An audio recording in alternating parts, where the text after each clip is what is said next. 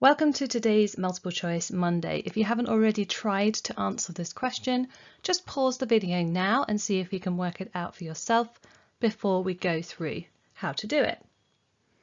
So the correct answer was B, 55.9. In this video, I'm going to go through quickly how to do the calculation because hopefully it's not too hard. We're going to talk about significant figures and then I'll just give you some tips on how we can make this calculation maybe a little bit faster and more efficient when we're faced with this, because it is a multiple choice and I don't want to be spending a really long time writing out all my working.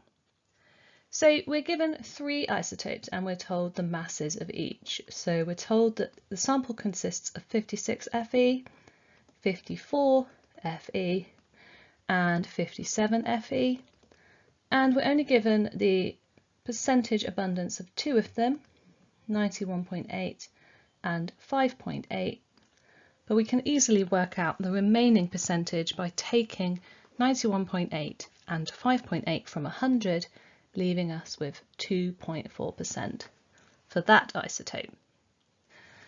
And then we're going to calculate relative atomic mass in the usual way, which is going to be the mass of the isotope multiplied by the percentage abundance.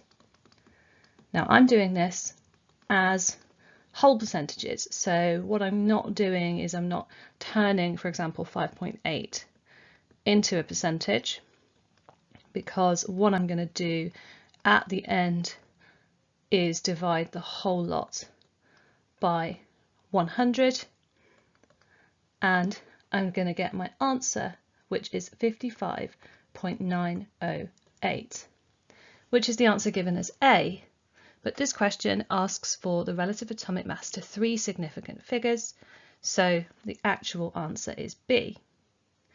We do want to make sure that we know the difference between significant figures and decimal places and that we read that whole question, because it's super easy, especially because A is the first answer, to immediately go, okay, I've got the right answer, I'm going to put that down.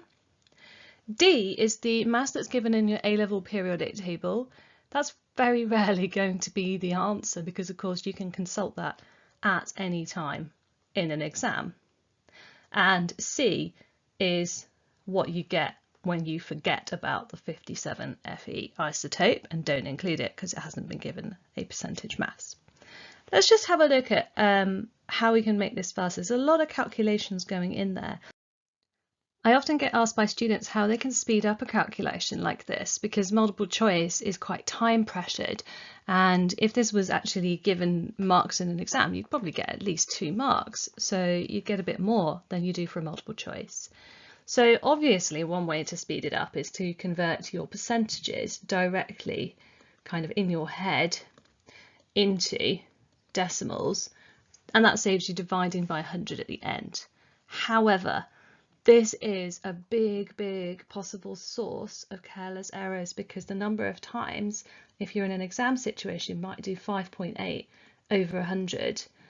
Now the answer is 0.058, but if you're doing it in your head, it's really easy to do 0.58 and to get the decimal place in the wrong place. So one way around this, which is another way to shortcut, is actually, if you look at the masses are all the same sort of magnitude, so 56, 54 and 57, and they're all really easy to divide by 100. So 0.56, 0.54, 0.57. It doesn't matter which number you divide by 100 when you're multiplying them together. And so that is one way that we leave the percentage as it is. We don't have to worry about the position of that decimal place, and we turn the mass of the isotope into a percentage value instead. 0.54, and then that would be our 2.4% was the 57, so I'm going to times that by 0.57. So that's a little bit quicker to pop into your calculator and get 55.908, and then we're going to round it carefully to 3 significant figures.